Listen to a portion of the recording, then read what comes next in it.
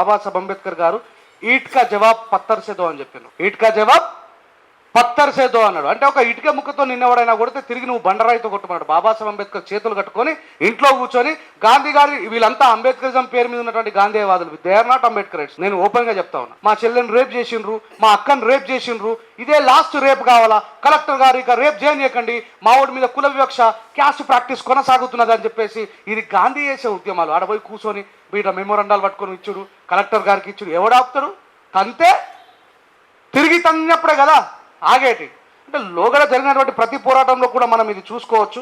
భయపడుతూ ఉంటే భయపెడతానే ఉంటారు. కానీ నేనైతే ఒకటే అల్టిమేట్ స్టేట్మెంట్ ఇవ్వదలుచుకున్నా, చావు అనేది ఎప్పుడైనా సరే శాశ్వతమైంది. మనం బ్రతికి ఉన్న కాలంలో ఏం చేసినాం అనేది రాబోయే భవిష్యత్ తరాలకు ఆదర్శప్రాయమైనటువంటి జీవితాలు జీవించాలని నేను మనస్ఫూర్తిగా కోరుకుంటున్నా. వాళ్ళు ఆదర్శప్రాయమైనటువంటి జీవితాన్ని జీవించారు కాబట్టే 40 సంవత్సరాల తర్వాత కూడా వాళ్ళ గురించి మాట్లాడుతున్నాం.